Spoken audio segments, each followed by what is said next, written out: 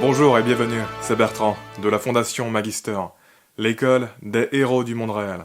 Il n'y a pas longtemps, dans les épisodes 228 et 229, j'ai commencé à vous parler des bénéfices, en termes d'équilibre mental, de la fermeture d'esprit et les certitudes qui vont avec. Et en fait, c'est assez fou à quel point certaines personnes se lavent l'esprit dans un seul sens pour ne pas avoir de doute sur ce qu'il faut faire, pour avoir des certitudes sur la vie et garder bonne conscience dans leur voie. On peut le voir dans pratiquement toutes les cultures et microcultures, et dans toutes les guerres idéologiques, aussi petites soient-elles. Par exemple, je vous parle souvent de NoFap, le mouvement sur l'abstinence de la masturbation. Est-ce qu'il faut se masturber ou pas? Pour moi, clairement, il n'y a pas de réponse binaire. La masturbation peut avoir des bienfaits et des méfaits. Ça dépend surtout du pourquoi et comment on se masturbe. Est-ce qu'on est addict ou pas? Est-ce que c'est compulsif ou pas? Ça dépend de la place que prend la masturbation dans notre vie et dans notre espace mental. Est-ce que notre relation avec la masturbation est saine ou toxique? Ça dépend également d'où on en est dans notre vie, de nos objectifs du moment, est-ce qu'on a besoin d'entrer en mode discipline, etc. Beaucoup de partisans de NoFap n'ont pas une vision aussi mesurée sur la question. Loin de là. Ils attribuent des tas de bénéfices un peu fous à l'abstinence, comme si c'était une recette miracle. Il y a cette idée que NoFap rendrait plus attractif, que ça ralentit le vieillissement, ou encore que la rétention séminale élève drastiquement notre énergie et notre créativité. Et honnêtement, je pense que beaucoup de ces soi-disant bénéfices sont du gros bullshit, notamment dans leurs détails. Mais c'est du gros bullshit qui permet aux gens de se convaincre qu'ils ont tout à gagner à suivre NoFap et qu'ils font pas ça pour rien. C'est très désagréable d'être incertain d'une pratique, de ne pas être sûr que ce qu'on fait fonctionne et de se dire qu'on fait peut-être tout ça pour rien. En ce sens, les gens se construisent des théories placebo et nocebo délirantes autour de NoFap et de ses bénéfices afin de faciliter leur décision de mode de vie, afin d'avoir cet agréable sentiment de certitude qui rend la vie tellement plus facile. Ils veulent entendre des nouvelles vidéos qui vont mettre en avant toujours plus de bienfaits, parce que plus il y aura de bienfaits, plus ça va les motiver à s'engager dans cette pratique.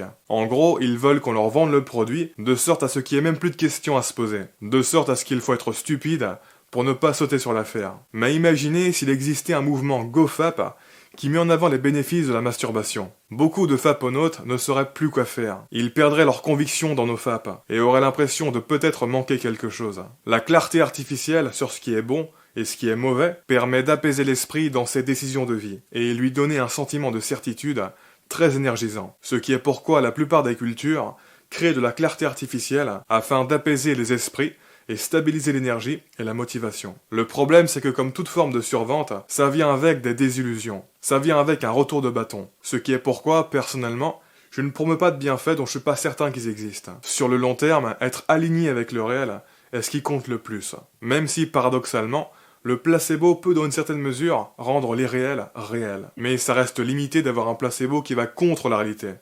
Donc bon, l'idéal est d'avoir un placebo qui accompagne la réalité. Ce dont je suis sûr personnellement, c'est que la masturbation, et surtout le porno, peuvent surstimuler notre système dopaminergique, et donc nous faire rentrer dans des boucles addictives, hors de contrôle, qui vont nous prendre la tête, puis créer une accoutumance. L'accoutumance étant une désensibilisation qui diminue notre capacité à être excité par tout un tas de choses plus sobres, et qui nous pousse à toujours vouloir consommer des choses très stimulantes, pour ne pas être frustré. Et pour comprendre le pourquoi du comment de cette désensibilisation, je vous invite à écouter l'épisode 232 sur la dopamine détox. En ce sens, NoFap est juste une sous-application de la dopamine détox. Mais en amont de l'accoutumance, il y a donc un phénomène tout autant problématique à rentrer dans les boucles addictives de la masturbation et surtout du porno. À savoir la reconfiguration de notre système de valeurs et des valeurs qu'il y a derrière et la prise de tête qui va avec. Rentrer dans ces boucles addictives a en effet tendance à nous rendre obsédés par le sexe et distraits vis-à-vis de tout le reste.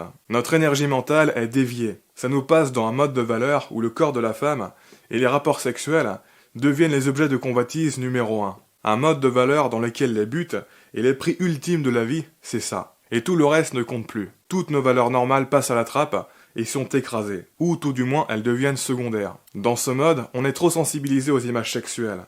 Et à la moindre suggestion, on s'apesante dessus et on s'engage dans des fantasmes au lieu de filtrer et passer à autre chose. Ce qui a pour conséquence de diminuer notre niveau de conscience et de perturber notre capacité à être concentré, calme et serein. Notre esprit est agité et anxieux, très loin d'être en paix intérieure. On est frustré de ne pas avoir de sexe. Quand on n'a pas de sexe et qu'on est dans ce mode, on a l'impression de passer à côté de la vie et de rater ce qui est important. Le sexe devient une méga distraction. On devient tellement consterné par le sexe, ça devient tellement important et préoccupant qu'on peut plus se concentrer et s'engager durablement sur autre chose, et qu'on se laisse prendre dans des dynamiques émotionnelles basse conscience, obsédés par le désir charnel, comme si la vie n'avait aucun sens sans ça, et que plus rien ne comptait vraiment. C'est la prison du désir, quand on désire tellement quelque chose qu'on peut plus penser à autre chose. Inversement, quand on est détaché du sexe et connecté à des valeurs supérieures, on est tellement au-dessus que ça semble ridicule de se prendre la tête pour ce genre de truc. Toutes ces histoires de cul, de sein, de bouche, de bite et de chatte, ça nous passe complètement par-dessus la tête. On n'a pas le temps pour ces conneries. C'est comme si on était une personne différente et que ce genre de préoccupation était pour les animaux. La partie sexuelle de notre cerveau est endormie.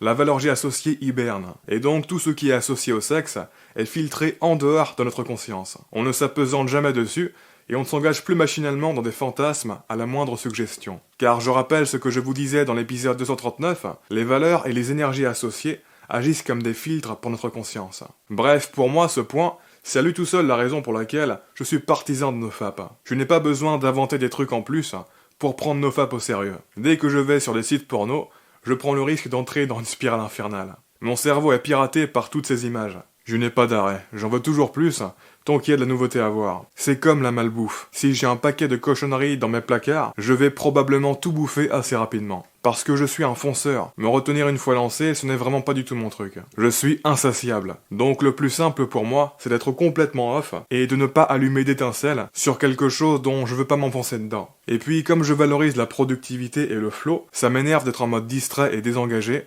après avoir consommé du porno. Comme une sorte de gueule de bois. Mon esprit n'est plus à 100% dans ce qui est vraiment important pour mon grand moi. J'ai des fuites dans ma concentration, et donc j'avance beaucoup moins bien. Le porno en soi, je trouve ça cool, mais ça n'en vaut pas le coup étant donné ce que ça nous vole. Ensuite, ce dont je suis sûr aussi, c'est que NoFap est un portail vers l'accomplissement de soi, le développement du mental, du contrôle de soi et de ses pulsions. En faisant attention à ça, et en régulant ta pratique de la masturbation, tu commences à muscler ton self-control, à devenir plus conscient, à arrêter de gâcher tes ressources en te laissant aller à faire des trucs qui ne servent à rien, et faire attention à la régulation de plus de choses dans ta vie. Tu te laisses moins aller à tes pulsions, on va dire. Tu passes en mode discipline et en mode haute conscience, ou dit autrement en mode thumos ou purpose, c'est-à-dire dirigé par une volonté supérieure.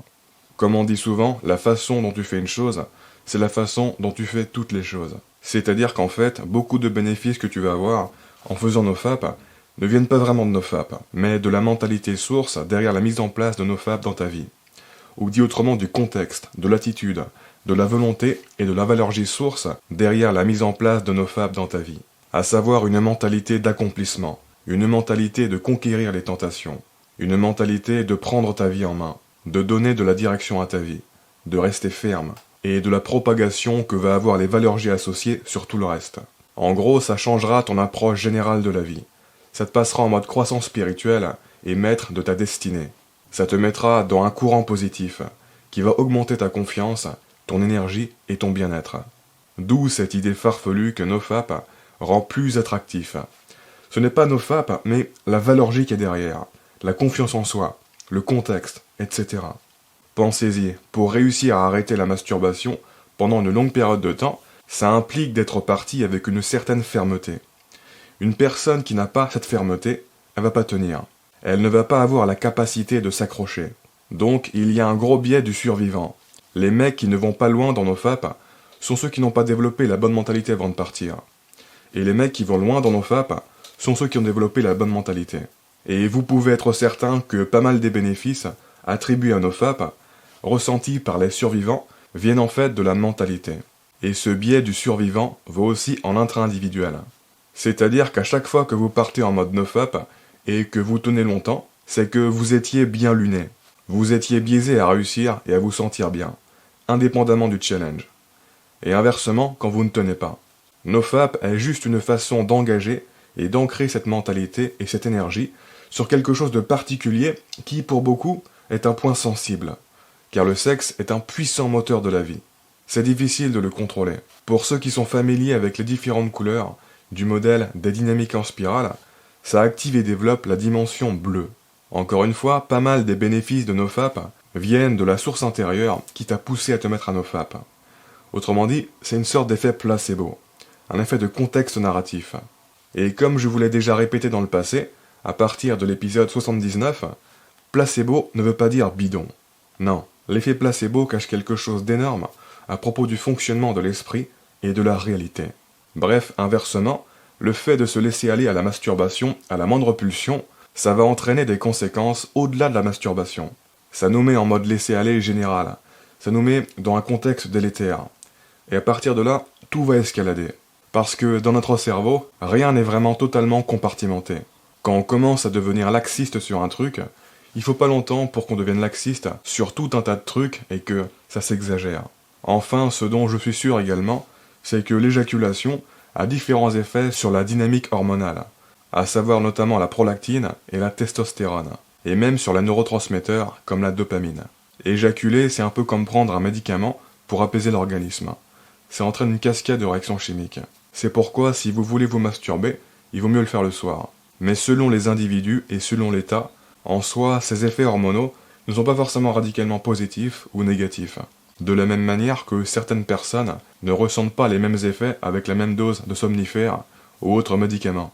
C'est loin d'être tout blanc ou tout noir à ce niveau. Aussi, plus important encore, cette cascade de réactions chimiques est pour moi indépendante de la perte de sperme. Autrement dit, c'est l'activation du mécanisme holistique de l'orgasme et de l'évacuation de substances qui entraîne la cascade de réactions, et non la substance qui est évacuée. Et on en reparlera plus dans le prochain épisode, car ça mérite une vidéo dédiée. Bref, ça, c'est ce pourquoi je suis sûr. Mais, du coup, honnêtement, pour rebondir sur le dernier point, j'ai beaucoup de doutes à propos de l'impact présupposé de la rétention séminale sur la préservation de l'énergie et sur la vitalité. La logique derrière cette théorie, elle est double. En gros, le premier versant de cette théorie, c'est que le sperme est précieux. C'est l'énergie qui permet de créer la vie. Et que donc quand on se vide de cette substance précieuse, on perd de l'énergie. Le deuxième versant de cette théorie, c'est que éjaculer envoie le signal que l'on a rempli notre devoir biologique, et donc que l'on peut se reposer. Il y a une certaine logique qui fait sens là-dedans, c'est vrai. Mais d'un autre côté, on peut facilement imaginer des théories allant dans le sens inverse. Tout d'abord, quand on regarde la composition du sperme qu'on éjacule, ok, il y a plein de trucs importants dedans, mais les quantités sont extrêmement petites. Ça n'a aucun sens que le fait de perdre de si petites quantités puisse avoir un impact sur notre vitalité. Ensuite, on peut imaginer que le processus de production de sperme est complètement indépendant et séparé des autres fonctions, et qu'il est tellement ancestral, automatique et optimisé que son coût métabolique global est très faible. Autrement dit, on peut imaginer que le sperme n'a rien de si précieux que ça, et c'est ce vers quoi j'ai tendance à penser. Pour ce qui est du second versant, à savoir le signal biologique, on peut imaginer que se masturber stimule la circulation de notre énergie sexuelle, un peu comme faire de l'activité physique. Ça envoie le signal qu'on est actif, qu'on est en train de remplir notre devoir biologique, et que par conséquent notre production d'énergie se prépare à se déployer, un peu comme une pompe à énergie. Et inversement, on peut imaginer que si on ne se masturbe pas, on entre dans une forme d'hibernation, comme si on avait abandonné le sexe et l'idée de se reproduire. En gros, comme quand on est sédentaire. Et d'ailleurs, le phénomène de flatline va dans le sens de cette hypothèse. La flatline n'a aucun sens d'un point de vue de l'hypothèse de la rétention séminale. Ce qui me pose aussi problème avec cette hypothèse de la perte d'énergie liée à la perte du soi-disant précieux sperme, c'est que les rapports sexuels réguliers devraient avoir un coût énorme sur notre vitalité et notre masculinité. Or, j'ai personnellement l'impression que ça maintient une certaine vitalité et que ça donne un boost à notre estime masculine. Se vider sexuellement durant un rapport sexuel déchaîné, ça apaise derrière, ça c'est sûr. Mais il en est de même pour une séance de sport durant laquelle on se donne à fond. Au-delà de ça, est-ce que ça baisse globalement nos niveaux d'énergie ? Je ne suis pas convaincu du tout. Je pense au contraire que ça entraîne un rebond et une élévation dans notre condition derrière. Exactement comme l'exercice physique. Je pense ainsi que les baisses d'énergie durables associées au sexe sont plus d'ordre dopaminergique et adaptatif que liées à l'évacuation de la semence. C'est-à-dire que c'est surtout du désengagement mental et non une baisse d'énergie physiologique. Encore une fois, on en revient aux effets de contexte narratif. Quand tu es au début d'une relation intense et que tu commences à avoir des rapports sexuels avec cette nouvelle fille qui t'excite énormément à tous les niveaux, tu auras beau te vider fréquemment, tu seras toujours super énergique et prêt à repartir. Pourtant, ce scénario n'a aucun sens si on part du principe que la perte de semences entraîne une diminution d'énergie. Tu devrais être à plat. Mais ça a du sens si on considère le système dopaminergique, la prospection et les effets contextuels. Parce que tu seras bien dans ta vie, tu seras excité par ta vie et ce qui est en train de se développer. Tu auras envie de revoir cette fille. Tu n'arrêteras pas d'y repenser. Ton esprit sera en ébullition, etc. Tu seras dans un contexte porteur. Inversement, quand tu n'as personne dans ta vie, même en prospection, eh bien tu entres dans une forme de dépression, parce que tu n'as aucune raison d'être excité et engagé. Tu es dans un contexte délétère. Et tout ça, c'est d'ordre dopaminergique. C'est de l'engagement mental. Ça n'a rien à voir avec la semence. D'ailleurs, la corrélation entre la masturbation et le manque d'énergie, c'est plutôt la dépression et le désengagement envers la vie. Autrement dit, le contexte négatif. Ce n'est pas tellement qu'on se sent vide et déprimé après avoir abusé sur la masturbation, c'est qu'on abuse sur la masturbation parce qu'on se sent déjà vide et déprimé. On est déjà dans un mauvais contexte et dans un mauvais terrain.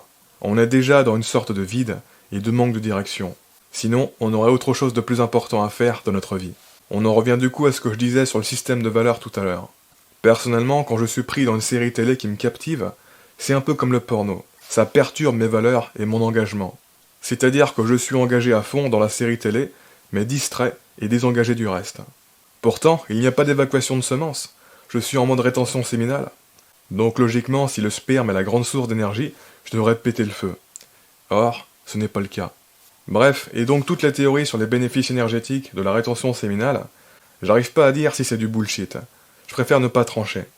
Mais en tout cas, mon détecteur à bullshit est carrément éveillé sur ce sujet. Et je vous expliquerai davantage mes raisons dans le prochain épisode. Sur ce, comme d'habitude, je vous invite à vous abonner si ce n'est pas déjà fait, à partager cette vidéo et laisser un pouce bleu si vous l'avez apprécié, ça m'aide pour la visibilité. Quoi qu'il en soit, je vous remercie de m'avoir écouté jusqu'au bout, et je vous dis à très bientôt pour la prochaine vidéo. Ciao.